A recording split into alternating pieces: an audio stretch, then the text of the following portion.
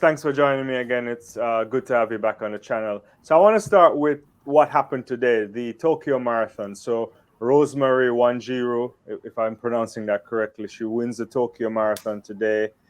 2 hours 16:28, moves her up to 6 all-time on the list. Your thoughts on that performance? Well, nothing really surprising. I didn't expect her to win. We get to see some of these B-class marathoners pop up with some of these unique times every once in a while. And you wouldn't say that they're preparing them for this stage, but it just happens where the right conditions usually come up every single time. You have the right course, you have the right humidity, then you probably have got one of the best paces to again. And we know Tokyo Marathon is part of the World Marathon Majors alongside London, Berlin, New York, Chicago, and Boston. And even though they've got various different variations in terms of their course, Tokyo is also one of the fastest. It might not top Berlin, but it's pretty there. We've got Rosemary at this point in time now joining the elite list, joining the likes of Bridget Kosgei, who holds the world record. There's also Paula Radcliffe, who was usurped by Bridget Kosgei about 3 years ago. You've got a couple of others too who are also popping up, and it's just a matter of time before we see a 2:15 marathon run over the women's course. We all thought the likes of Gide was going to break into a marathon debut in Valencia, but she was only able to top 2:17 in December last year. We also saw a debut for Yelena Yaulo in London.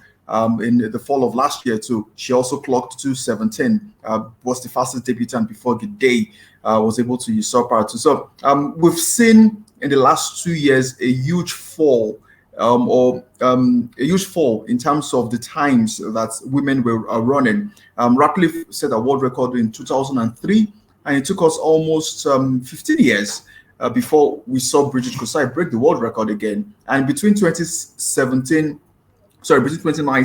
and 2023, we're seeing women, about 8-9 of them, breaking all sort of records or probably setting personal best, running 2:16, 2:17, and Rosemary has joined that elite list. So it's just a matter of time before Kosgei's records fall, and I'll be surprised if it falls this year.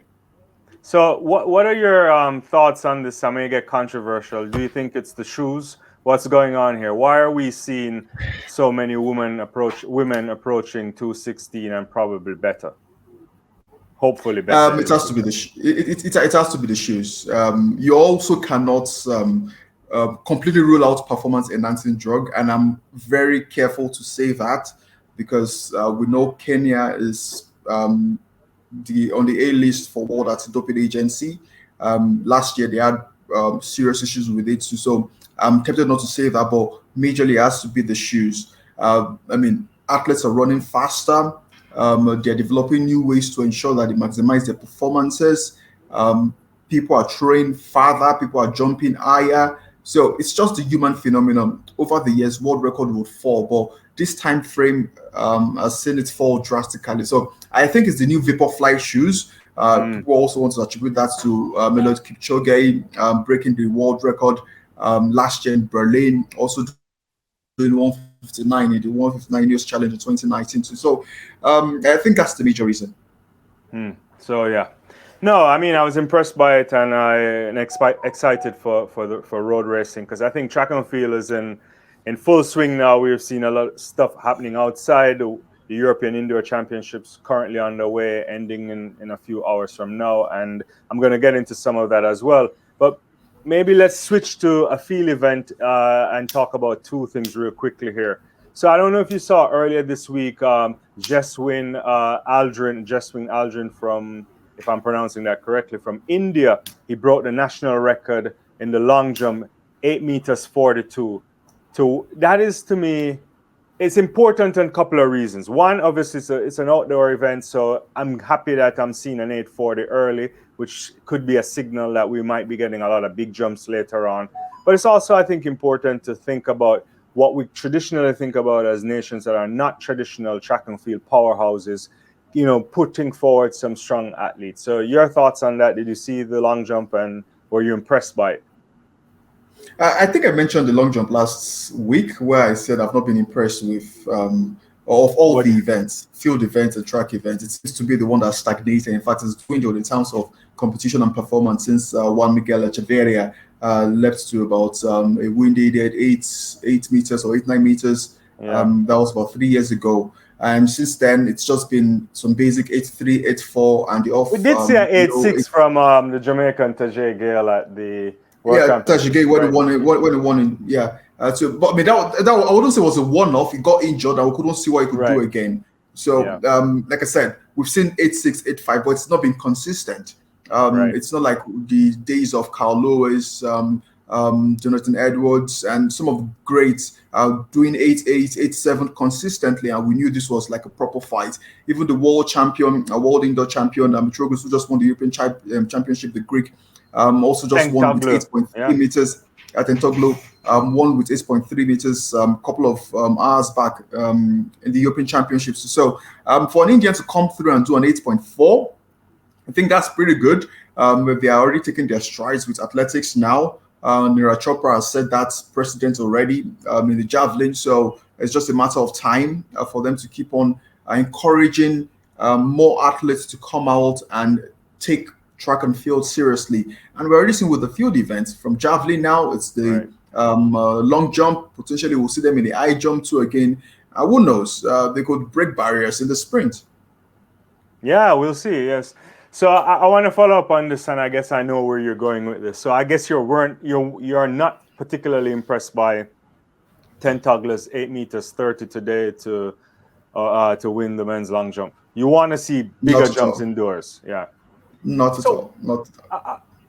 And since we're on this real quickly, I wonder why the at least men's long jump in particular, and even triple jump. Because if you think about the triple jump that's happening at the European Championships, not been impressive outside of what's his name, Pichardo. There hasn't been a lot of great jumping. I think the guy who came second was like 16 meters or something, which is if we're being honest, is embarrassing. And so I wonder, we have to check that for sure. I think it's 16 meters and change, but outside of the Portuguese or the Cuban term Portuguese, we haven't been seeing fantastic jumps from the Europeans either. So is it a case that we're just not, we had our goaling era, or athletes aren't focusing on the field events, the long jump in particular, or it's not a glory sport? I think it's more of the latter. There's less attention put in the field events, especially in terms of coverage, in terms of glamour, and in terms of potential. Let me elaborate on the first one. So they've shifted the rules, taking it front and back with regards to how you can win in a Diamond League event. The last 3 athletes who compete in the final jump to see who's jumped farthest. In terms of coverage, you just see only 1 or 2 jumps from people themselves. So if you don't have a vested interest in a particular athlete jumping, there's almost no reason for you to want to watch him, the athletes jump, he or she jump. Also, it's also the lack of glamour, the lack of celebrity jumper. I just mentioned Carl Lewis. And before we had Brittany Rees. There was Okagbare, even in the triple jump, Christian Taylor, Pedro Pichado.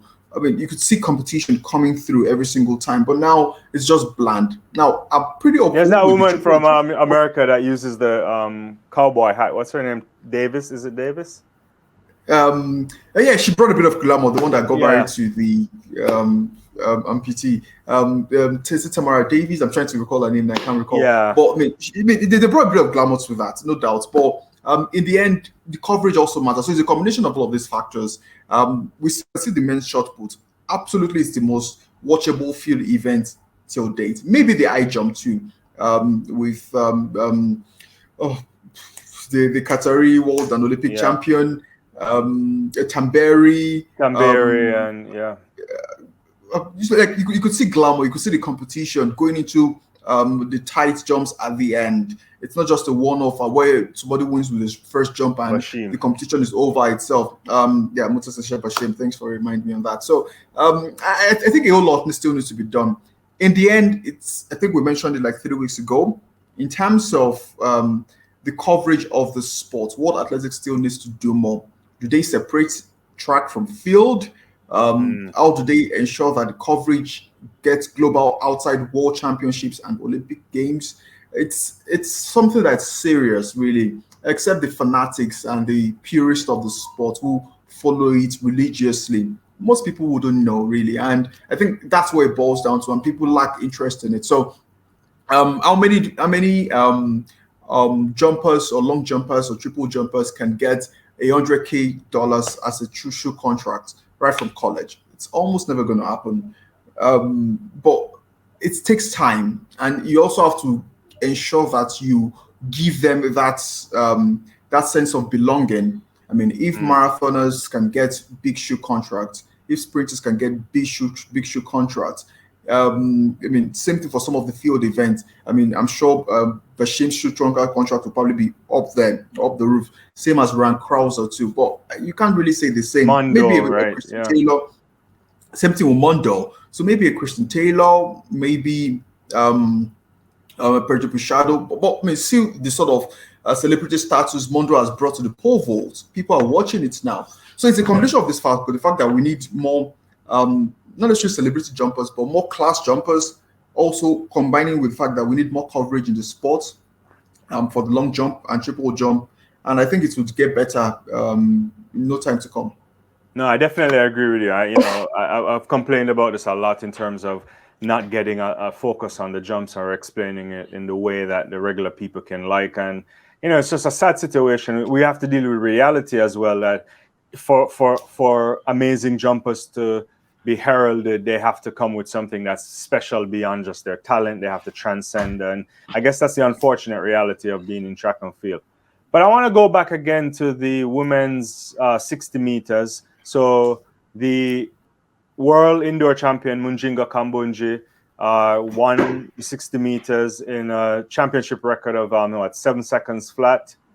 Yeah, and Siboda second, Darren Nita from the from Great Britain. Your thoughts on Mujinga? Because I always like Mujinga. What does this say to you, or if it says anything, because it's indoor, in terms of what she might be able to do outdoors? We know her outdoor record is 1089, and she has a 22:05 over 200 meters. Can she get up to that point where she now starts to get into a 10:7? Because it seems as if you don't have 10:7, you won't be challenging for major honors in the women's 100 meters. All thanks to Sherika and Shellyanne. But I think Mujinga would get there. I get the sense that she's a late bloomer. She's not the most precocious of talents, but we can see that the talent is there and it needs working on, and it's just a matter of time. Consistency is also key, ensuring that you're amongst the midst. And if amongst anything, it's one of the reasons Marie-Josée Talu was able to ruffle feathers with Sherika Jackson, L.A. Thompson, Shonemila Weibo, Shillian Fraser-Price in the last 4 to 5 years. You also probably point out as someone like Akane Simbine. So not everybody will be the ultimate special talent, but I think Kambundji needs to be more Mujinga, because she's also got sisters, and she's not confuse us. But I mean, Mujinga needs to get more consistent with the performances. On a very good day, I think she can do a 10.7 low, probably 10.7, 10.78, but she needs to be more consistent. This is 60 meters. I try not to read much meaning into it. Saboda was the world champion last year. We didn't really see much of her in the outdoor season over 100 meters too. So let's just take it easy. It's the same reason we don't really want to talk much about the Italian who you subbed, his fellow Italian and Olympic champion. Jakob to steal the shine on that. So I didn't mention his name, but I mean, like I said, it's not always a great indicator of what to expect in the outdoor season. But sometimes it can.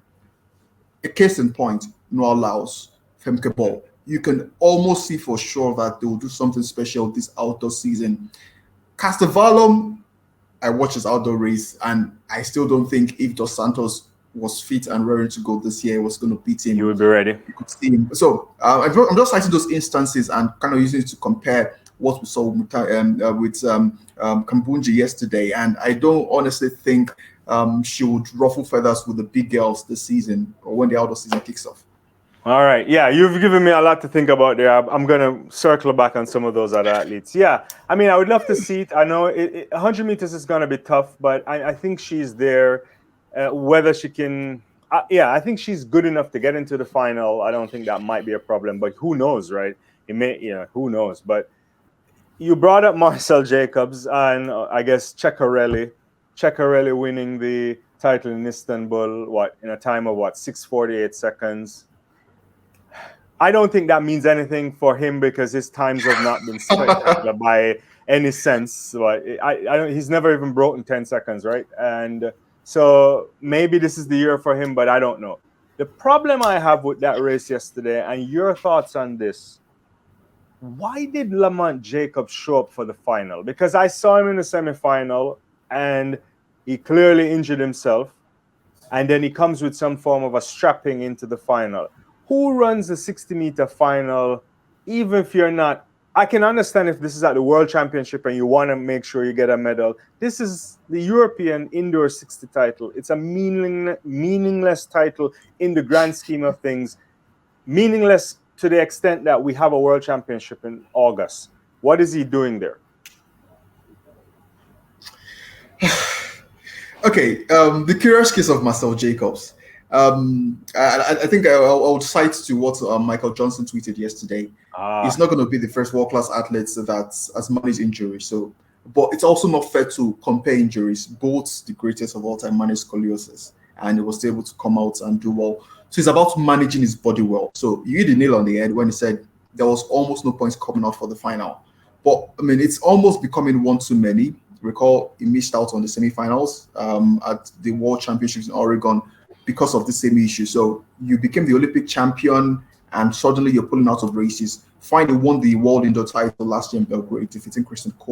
So we know the talent is there. He's a unique athlete. He's probably one of the best form runners in the history of sprints, but we know he's susceptible to injuries. How can he manage it? That's the key question now. Taking care of his body is absolutely key. Maybe it was an ego thing. He had lots of Ceccarelli in the Italian championships, and he needed to just prove a point that if he's to be the Olympic champion, he has to even be the number one in his own country, and he's not even number one in his own country. So I think that's it gave some point to look forward to with regards to Marcel Jacobs. But it's rather worrying because we will expect a lot from him. We want to see that matchup up against Fred Curley, up against Marcel, up against Trevor Bromal, Kristen Coleman, Laos at the World Championship in Budapest later this year. But it's increasingly looking like it will not happen if he doesn't manage his body well. I mean, whether it's entirely meaningless, I don't think so. But then again, I think, like I said, it's more of an ego thing. But let's watch and see. But it's almost certain that it's guaranteed that he's injury prone. I mean, you could see him holding his tie immediately after the race. Right. I still don't think he's one of the best 60-meter runners. You think he is? I mean, he was the European champion in 2019. He was the world, and he's the world champion. He's the world champion. He's the world champion. He's also the Olympic champion. So the quality is never in doubt. This is someone that, if he's absolutely fit, I think with consistency, he's a 9.6 runner. If he's absolutely fit, but for you to be absolutely fit, you have to understand that you would not run many races like an Omayala because your body is not like his body. So how do you manage your body? And it's key. Right. And Bolt was able to show the world that you can do that, being a top athlete, and he needs to understand that. And then Bolt was also so far ahead of everybody that even when he was around 70 or 80%, he could still win. I didn't want you to do this, David, but I'm going to say you drew me into this one, and I'm going to get in a lot of trouble, especially with the Jamaica crowd for this at some point. So, okay, you brought up Michael Johnson's tweet. I saw it. I read it because someone was he was responding to someone who was saying, like, he's very injury prone. And I've always said this for many years, and I think I've been saying this on YouTube for a while, maybe not in a nuanced fashion, and I'm about to get in more trouble again.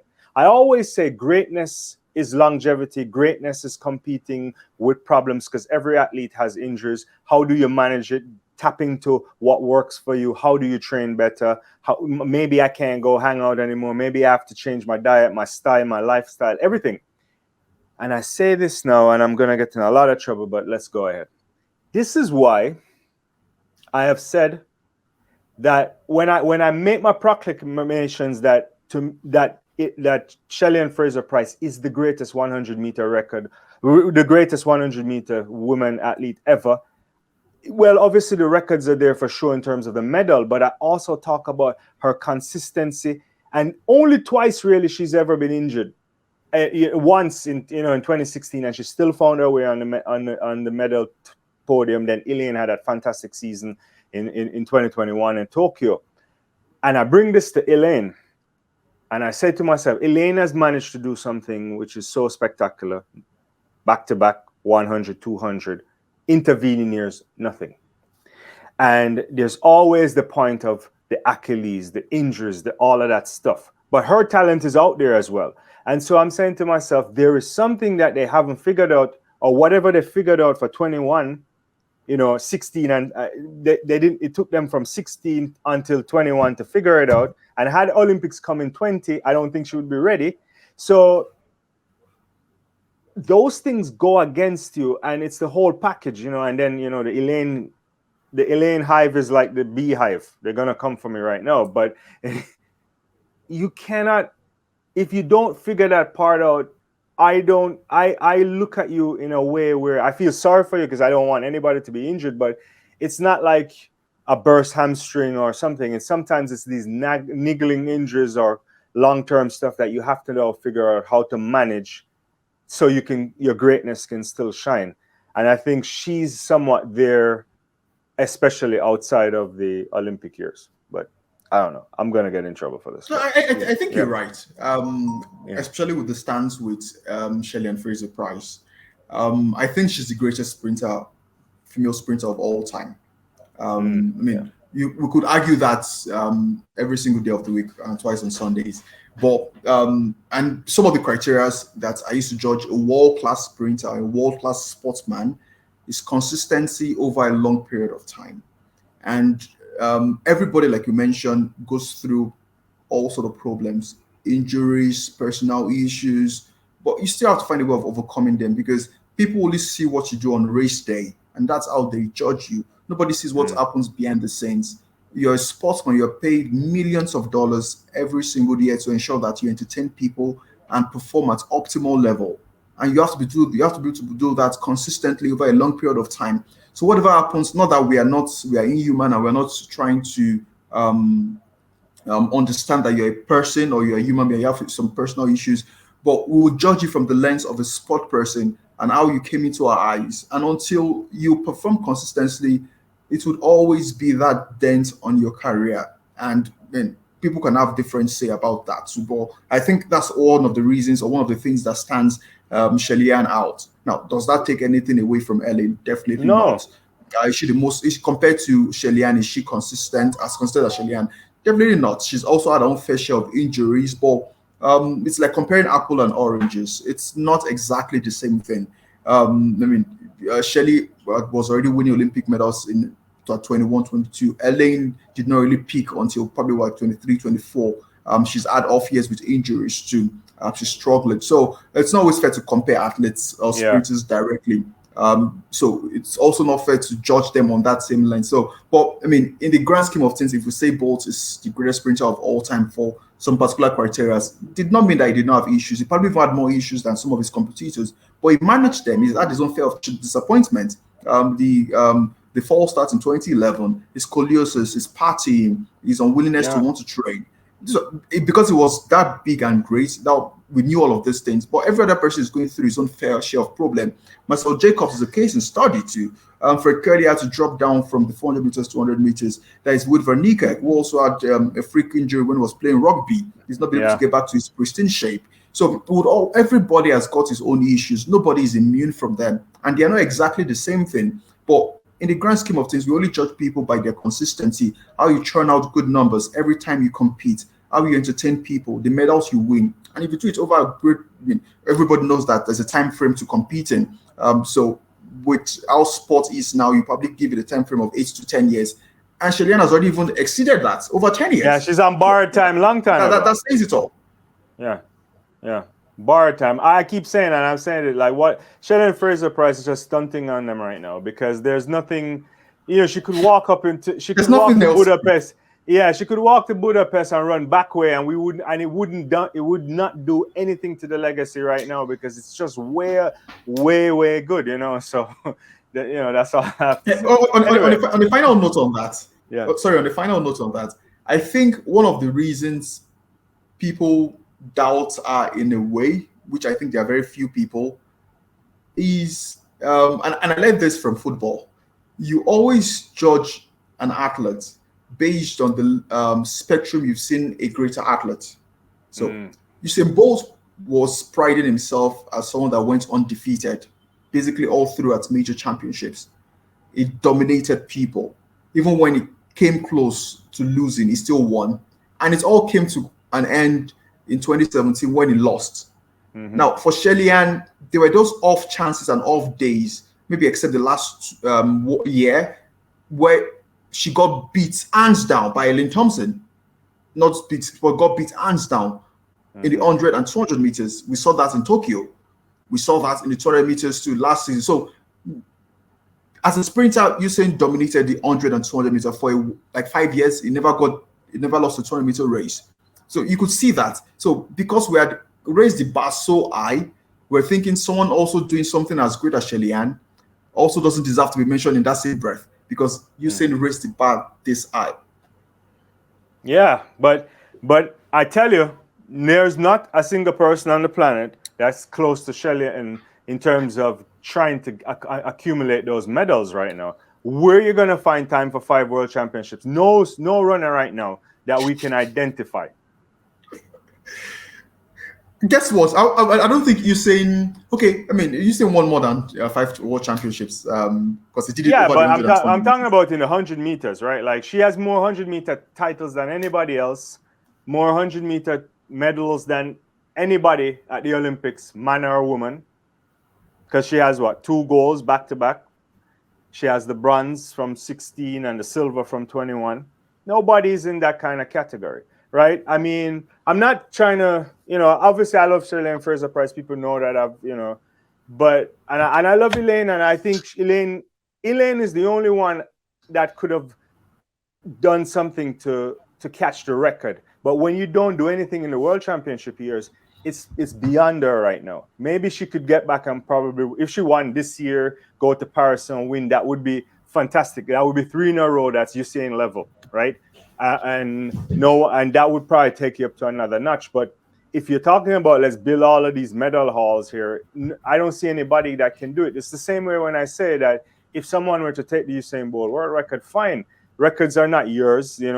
People. It's there for people to get inspired and try to beat it. But can you amass a career that has been more impactful than that guy? And you can't, because he's never lost a 200 meters at any level once he got from 2008 until he stopped running them. So you say to yourself, where are you going to get time to do that? Maybe let's see Tobago, if he can transform himself there. Maybe an Arian Knighton. But that means Arian has to run 3 Olympics in a row and win them. It can't be Noah Lyles, because he already went to Olympics. So does he have 3 more Olympics to win? No. I mean, unless there is some kind of new performance thing that we don't know about that can make you stay that long in the sport, it's not happening. And so break your world record if you want, but you cannot be better overall, right? And it's very hard to. I don't know why. Yeah. I mean, we have to talk about Femke on a bit. But if let's say Lay in his lifetime does a 953, 954, he doesn't probably win the amount of titles Usain won. You don't think it will be greater than Bolt? But no, I don't think so. That's 952, 953. Well, if he runs a 952, then I'm gonna question then why we can't hit up those records after a while. The reason why I know people don't like to hear this. It reminds me of the age-old debate about who's the greatest distance runner of all time. Now, is it Kenenisa Bekele? Is it Haile Gebrselassie, or is it Anelo Kipchoge? Now, you just mentioned Selassie. I would go for Selassie or Bekele. It's either between Bekele or Selassie. Mm-hmm.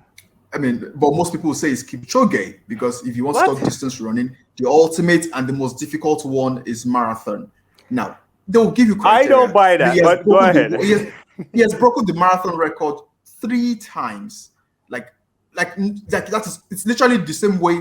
How many times did Usain break the 100-meter world record? He only broke it twice. Okay, he 3 broke times. He broke it in Randall Island. He broke it again at in New York, in Beijing, in New York, Beijing, and then in Beijing, Berlin.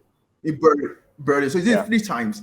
Kipchoge has also broken the marathon record. Is it 3 times too? So I mean, those are, in terms of sprinting and long distance running, those are the ultimate extremes. Now, it doesn't have You're trying to get me in trouble in a day. You're trying to get me in trouble. Across,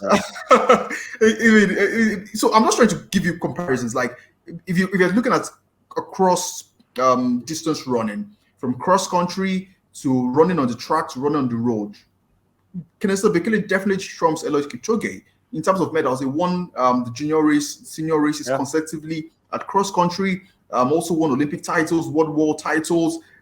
Is the second fastest marathon runner ever in history. And you dare say it's not Bekele. So, like I said, I just threw that hypothesis there. We never know whether Bekele will ever run a 9.54. Right. Trust me, that world record would always throw things into perspective. No, I think the world record does. And that's going to be one of the sticking points against Shelly-Ann. The fact that she's not a world record holder. Usain did it clean. He's a world record holder. He won Olympic titles. He won world titles. He went unbeaten until he lost his final race. So there's almost nothing to stick against it. But once you puncture a hole, especially with the world record, which I think is okay. I don't think any of them is almost possible because I don't think 958 is possible too. Because even the 5 world titles, the Olympic titles, are also not possible too. So I mean, let's just move on because I don't even think about it. No, I will say it's not her fault that there's a hurricane on the world record. But anyway, I know what you're saying. Once you puncture that hole, it creates this kind of a thing. I'm going to say one more controversial thing here today on Kipchoge. It's not against him. It's against the marathon. Okay. I know you're gonna disagree. I'm gonna say all marathoners are failed 10,000. All marathoners are failed 15 to 10,000 meter runners. So they go out when they get slow, and that's what I think. I still think the 10,000 meters and the 5,000 meters are bigger expo. It takes a much more out of you, the exploits for that, than the marathon. That's what I think, but I'm definitely wrong on that probably. Why do you think that? So why do you think that? I always think that, or maybe it's the narrative of once you're no longer quick on the track, we can just send you start running the marathon. Like how many people go straight into the what makes the 100 meters a better or a much more alluring distance than the 200 meters or the 60 meters? I don't think it is. I mean, I just think it's just like some things get. I mean, the marathon is fantastic, and I don't want to say it isn't. I mean, 100 meters get the blue ribbon, because it's a cultural thing too, right? Like, I mean, sports is not only performance. It's about what people can or what resonates in your heart. And I think marathon resonates in the general public's heart even bigger than like a 5,000 or a 10,000, because I think the 10,000, the marathon and the 100 meters to me are transcending sports, like outside of the sport. Like, you don't have to understand track and field that much to see it. It's out there. And I think whether fairly or unfairly, that's what happens. I think when you talk to somebody about navigating a 1,500 meters and running, what El Garouche did and what Jakob is trying to get to, it's a different kind of understanding there, I think, for general mass public here. But I don't, in its own merit, I still think, if I'm being honest with you, I think the 400 meters is the best event in track and field, but that's me. But I don't know. By your definition of the 5,000 and 10,000, that means the far is the greatest distance runner. No. Well, didn't break away. Don't get. I don't know if Mofar is not. I still think Bekele is better than him. I mean, he has more titles in the 5 and 10K than he does. and Eloyd. Eloyd was never dominated the 5 and 10K. Aside which I think is one of the greatest races of all time, the men's 5,000 meters in Paris in 2003. Between Samuele Garouge, Eloyd Kipchoge, Kenenisa Bekele. Like, I think that's the greatest race of all time, hands down. What's his name? Eloyd won that race. I think it was 18-19 then in Paris. But it's still not, like I said, there will always be varying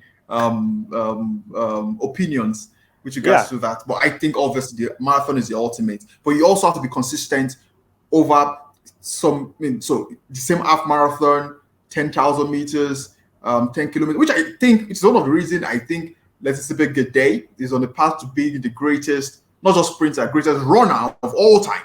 And she's just 24. Really? And I need to still do something comprehensive. Yes, Gidey. I mean, she holds the world record in the 5K, 10K road. She holds the world record in 10,000 meters, 5,000 meters. She has the fastest half marathon record. She holds the world record. She has the fastest debutant marathon record. So again, she just has not got world titles.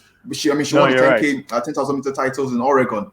But she's just 24. So she's been able to, according to you, she's been able to mix and blend the track and the marathon or the road races early on in her career. And she's also a good cross country. I mean, aside the one that happened 2 weeks ago in Bathurst where she fell down, and I was always laughing at my day. But I mean, judging by that, I mean, at that age, she's just in her mid-20s. She's literally done everything you need to do in distance running. No, she has. She has. Yeah. How much time we got with you, Deja? I know you got to run soon, but you want to talk about Femke quickly? Yeah, we've got about 10 minutes.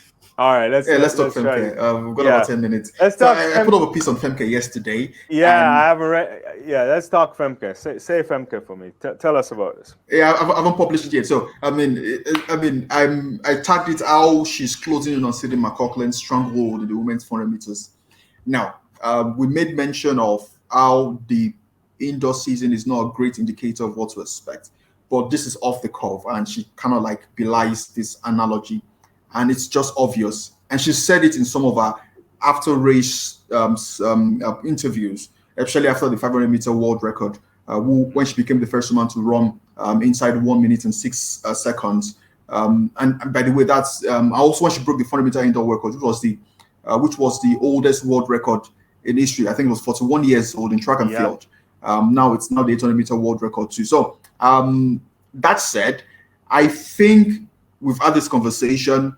She's well suited to do well in the outdoor 400, but I am ultimately sure that she wants to run the 400 meter hurdles this season.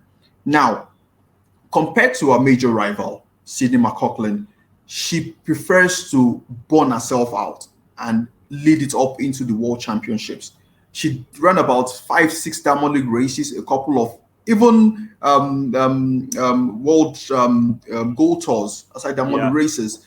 After the World Championship, she ran the European Championships for Netherlands. She ran a personal best of 49.44 at the European Championship in Munich last year, which obviously was a national record. I mean, anytime she says now is a national record for Femke. And that time would have seen her win silver at the World Championship just behind Shonimila Weibo. So we know Weibo is not competing this year. We know if you probably remove the a couple of seconds of our indoor record of 49, I think 24, she's running a 48.5 on a very good day outdoors. So I personally think she should do the 400 meters, but she talked about having to get tired a bit in the last 10 meters or last 20 meters when she's running the 400 meter hurdles, which is natural, which is normal. Right. And it's why she ran the 500 meters, is why she's doing the 400 meters indoors to ensure that she gets that strength in that final home straight. And I think she would not break it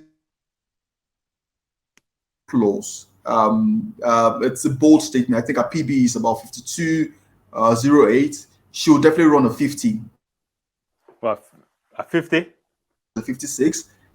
So I think she'll run a 56.2. I'm not sure. Sydney McLaughlin's record, world record. Oh, you mean 56 is 64 or 62? Yeah, something like that. Yeah.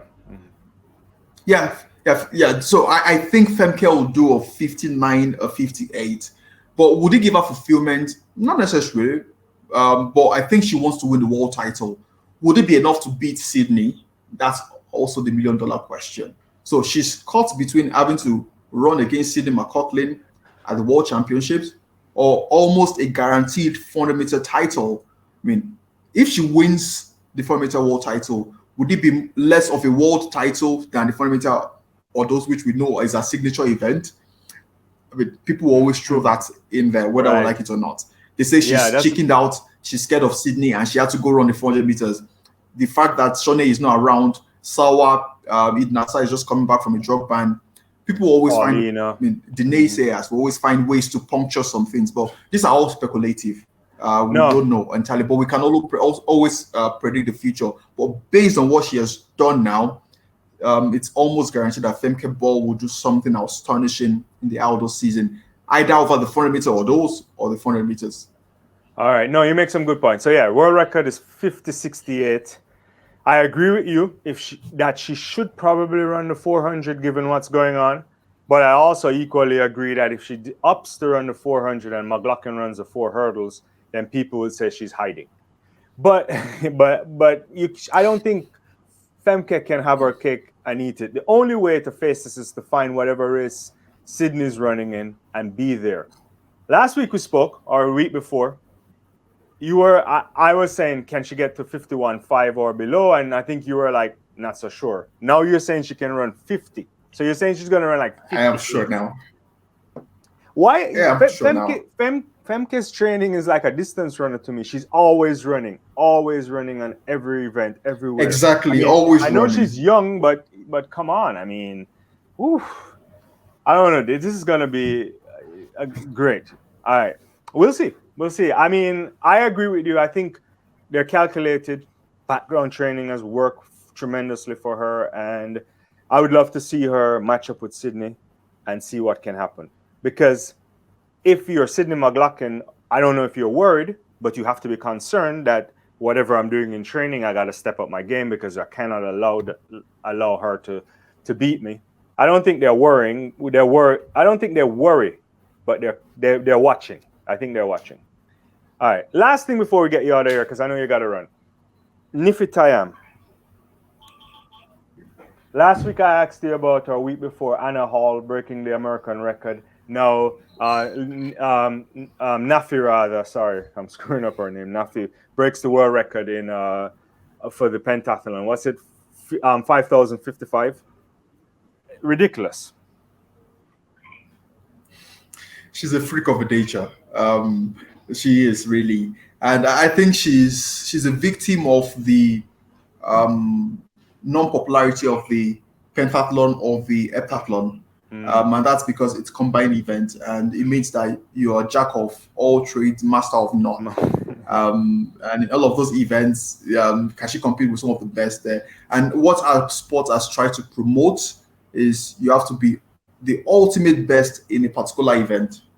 And we know this is a combined event. So we know she's special, she's good. You have to be an ultimately special athlete to be able to do or churn out those performances in a barrage of events, and she just proved that on Friday with that 50-55 points at the European Championships. And I mean, I don't know what more to expect from Nafi to Thiam.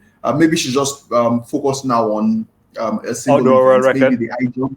I mean, she will dominate. She will, but to get that allure, to get that glamour that every other person would get, she'll probably have to fixate herself on a particular event. So we mentioned the greats. We talk about sprinters, Usain, Shelly Ann, we'll talk about Michael Johnson, long distance, Gabriel Selassie, Kipchoge, Bekele. I mean, nobody talks about the heptathlon or the pentathlon or the decathlon. We know they are good. Purists of the sports. Kids used to go to their bed wanting to be Dan O'Brien and then Roman. I can even go. I can go as far as say, even lovers of the sport at the major championships. At the major championships, they are having a decathlon event. People probably could go and take a lunch break and come back and watch and continue watching. Nobody would dare leave their seats in the 100 meters final. Right. Nobody would dare leave his seats when Kipchoge is running. You get the drift. So no, you get it. I agree with you. Yeah, it's the conditioning too, right? And I often think that most fans aren't like me and you, where we're like sitting down there studying track and don't want to leave and want multiple screens for everything. Yeah, Keely Hutchinson wins the 800. She didn't do anything special. I think it was a conservative 158, and so yeah, I'm gonna stop it there for you, Deja, because I know you gotta run, and I appreciate you coming back on the channel. And we got to, yeah, we'll talk on the weekend. I mean, there's a few more events I think taking place at the European Championships that we can go watch for the rest of the day. But yeah, we didn't touch on your guy Warholm. He looked ridiculous yesterday. I don't know what was he doing, but you thought Dos Santos would win if he was healthy this year. I guess we'll never know. He would. Yeah, we'll never know. It's always a pleasure, Twigs. Always a pleasure. Yeah, thank you so much, Deja, and we'll catch up in the week, and we'll put up your new column as well. Yeah. All right. Take care. Bye-bye.